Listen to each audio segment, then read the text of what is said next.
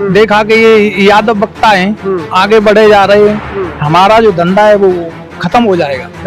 इसलिए उन्होंने ये जानबूझ करके हमारे साथ। मान लीजिए ये तो चोटी है, फिर बढ़ जाएगी, लेकिन क्या उस चोटी के साथ, लेकिन वो सम्मान तो नहीं मिलेगा, वो सम्मान तो नहीं मिलेगा भाई। 16 संस्कारों में ये शिखा चोटी होती है, जो ये 16 संस्कारों में आता है। विचार आप करो, कोई मुख से पैदा हुआ है, कोई नाक से पैदा हुआ है, कोई भुजाओं से पैदा हुआ है।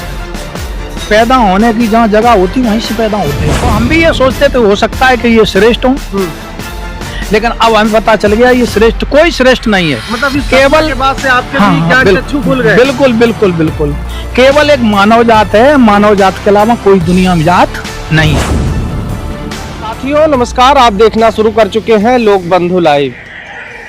पिछले कुछ दिनों पहले जो इटावा में घटना हुई थी, जो मनवादी व्यवस्था की एक कह लीजिए निर्मम चेहरा जहां पर देखने को मिला था, वो मुकुटमणि महाराज जी हमारे साथ मौजूद हैं। आज इस घटना को लगभग दो ढाई महीने हो गया है, लेकिन अभी जो स्थितियां हैं वो अभी वहां से उनको न्याय नहीं मिल पाया है। और देखा जाए तो इनके जो सामान जो उन्होंने छीना था, जो भी उन्होंने वहां पर इनके साथ अत्याचार किया था, उसका अभी कोई जो सामान लिए थे वो भी नहीं मिल पाया है।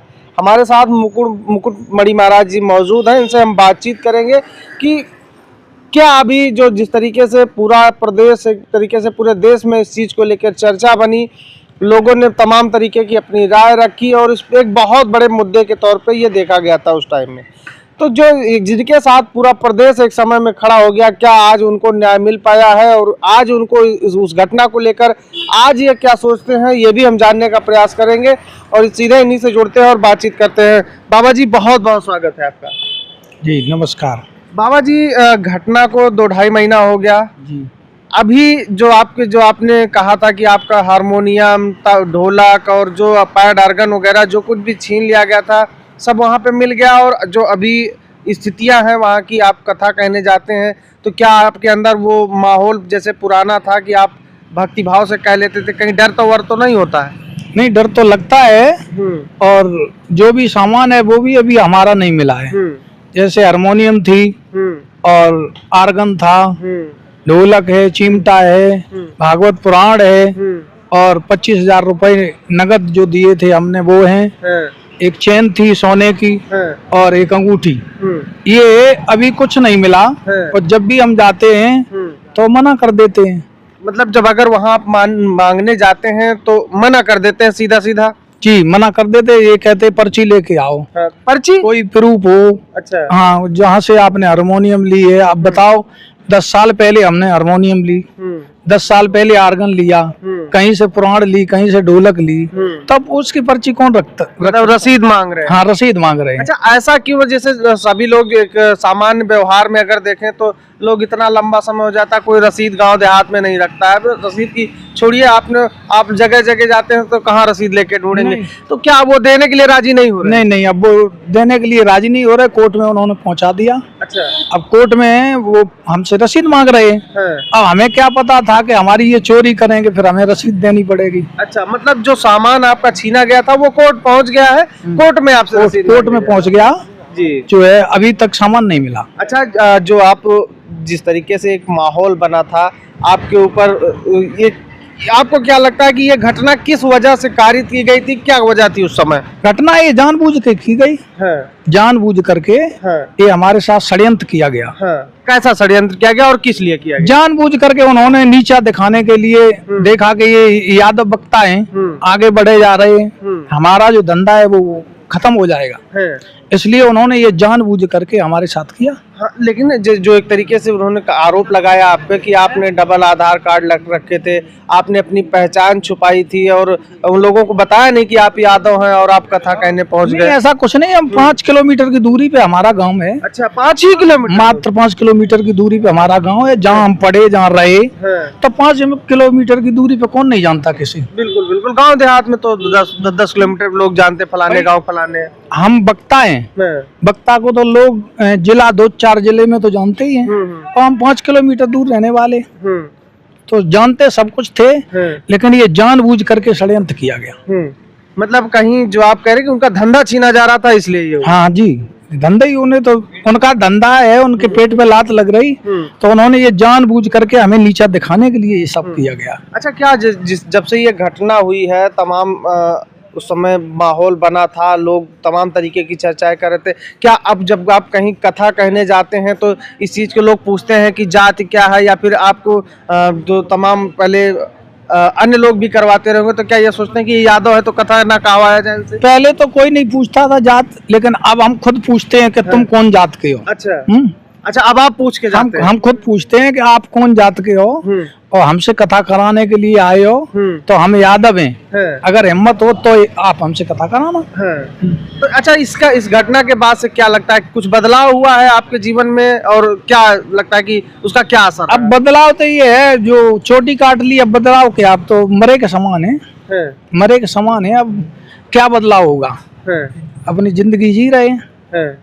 मतलब आप समझ लीजिए जो आपके अंदर भावना थी वो भावना अब नहीं रही है। वो भावना, भक्ति भावना, मतलब भगवान, देखिए मान लीजिए ये तो चोटी है, फिर बढ़ जाएगी, लेकिन क्या उस चोटी के साथ, लेकिन वो सम्मान तो नहीं मिलेगा, वो सम्मान तो नहीं मिलेगा भाई। 16 संस्कारों में ये शिखा चोटी होती है, जो ये 16 संस्कारों में आती है। और अगर जैसे किसी कोई मंदिर है और मंदिर के ऊपर से चोटी हटा दी जाए तो फिर वो मंदिर कैसा लगेगा?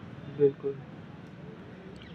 तो वो आपने उसको, उससे आपकी पूरी कह लीजिए कि जीवन का एक बहुत, हाँ बिल्कुल, बहुत बड़ा एक पहलू जुड़ा था उस चोटी से। बिल्कुल बिल्कुल भाई, जो चोटी थी वो चोटी काट ली, सम्मान ही नष्ट हो गया, तो अब बचा क्या? तो मतलब अब अगर कहीं आप कथा कहने जाते होंगे, अगर मान लीजिए अलग जगह जा रहे हैं जहाँ पे लोग कम जा रहे हैं, तो वहाँ पे आप एक बार सावधानी तो बरतनी पड़ती है। बिल्कुल बिल्कुल, खूब डर लगता है? बिल्कुल डर लगता है भाई, कोई भी षड्यंत्र कर सकता है। अभी तो चोटी काटी है, हो सकता है मूड भी काट ले लोग।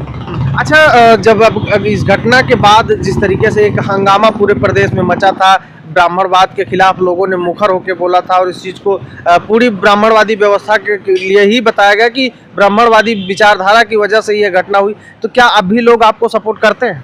नहीं, हमें सब पूरे प्रदेश ने सपोर्ट किया, सबने सम्मान किया, लेकिन कुछ लोग ऐसे थे जिन्होंने गलत किया। सबने तो नहीं किया, लेकिन कुछ लोग ऐसे थे जिन्होंने हमारे साथ गलत किया। अच्छा, लेकिन पूरा देश में ब्राह्मणवाद के खिलाफ लोग बोलने लगे थे, तमाम एक वो ब्राह्मण परिवार की वजह से पूरे देश के ब्राह्मणों को लोग बड़ा भला बुरा कहने लगे थे। आप इस पर क्या कहेंगे कि ऐसा सही था या गलत? नहीं, ठीक सही था भाई। जब हमारे साथ हुआ एक जगह नहीं हुआ, कई जगह ऐसा हो चुका है और हो रहा है, आज भी हो रहा है।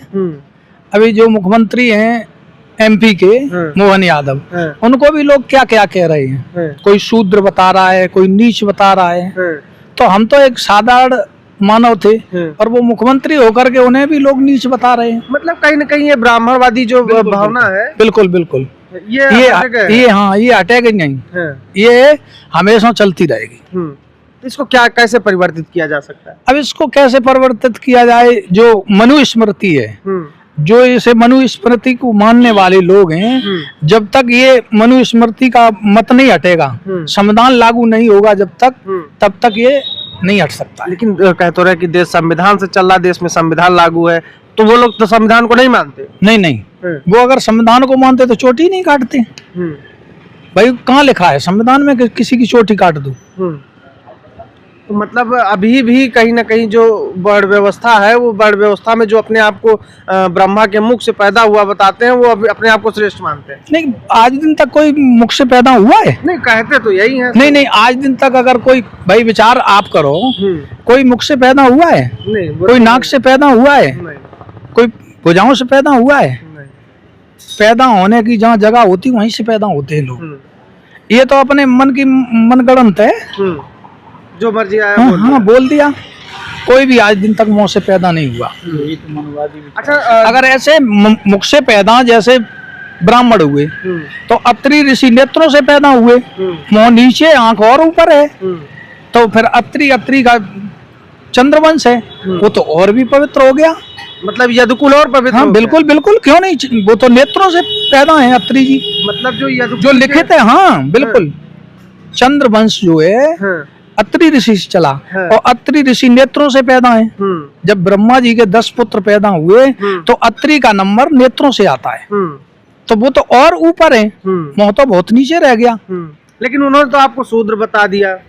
अब उनकी सोच है, उनकी जो भी सोच है वो शूद्र बताएं, जो भी बताएं, मतलब वो अपने आप को श्रेष्ठ रखने हाँ, के लिए वो कुछ भी कह सकते अपने आप को वो श्रेष्ठ मानते हैं और ओबीसी एससी जो भी हैं इन सबको नीच समझते हैं। लेकिन ईश्वर ने तो सबको एक ही जैसा पैदा किया। ईश्वर ने तो पैदा किया, लेकिन और लोग तो नहीं मान रहे इस चीज को, और लोग नहीं मान रहे हैं भाई। उनके अंदर ऐसी बू भरी हुई है कि वो अपने आप को श्रेष्ठ मान रहे हैं, और हम भी ये सोचते थे हो सकता है कि ये श्रेष्ठ हो, लेकिन अब हमें पता चल गया ये श्रेष्ठ, कोई श्रेष्ठ नहीं है। मतलब इस केवल के बाद से आपके हाँ, भी ज्ञान चक्षु खुल गए। बिल्कुल बिल्कुल बिल्कुल, केवल एक मानव जात है, मानव जात के अलावा कोई दुनिया में जात नहीं है। तो देखिए ये हमारे साथ मुकुटमणि जी महाराज हैं, जिनके साथ वो घटना हुई थी और इनको कह लीजिए कि बहुत निंदनीय वो घटना थी, इनको अपमान सहना पड़ा। और इनका आज भी कहना है कि उस घटना के बाद से कहीं ना कहीं जो हमारा मनोबल है वो गिर गया है, क्योंकि मैं जो भगवत भावना होती है, एक जिस भावना से वो कथा कहते थे, वो चोटी काटने के बाद आज वो भावनाएं कहीं ना कहीं मन में नहीं आती हैं। और जो बेइज्जती हुई वो तो दूर की बात है, अभी इनका जो सामान छीना गया था, जो वहाँ पर इनके चीज़ें छीन ली गई थी, वो भी अभी नहीं मिल पाई और अभी इनको न्याय नहीं मिल पाया। उनका सामान कोर्ट तो चला गया, लेकिन अब कोर्ट में रसीद देना पड़ रहा है, और रसीद ये कहाँ से लाएंगे, क्योंकि वो वस्तुएं 10 साल 15 साल पुरानी वस्तुएं थी, तो उसकी रसीद कहाँ कोई रखता है, इनका कहना है। फिलहाल इस पूरी घटना को लेकर और इस चर्चा को लेकर आप क्या सोचते हैं, वो अपनी राय हमें कमेंट में जरूर दीजिएगा। अन्य वीडियो में मिलते हैं, तब तक के लिए बने रहें लोकबंधु लाइव के साथ। नमस्कार।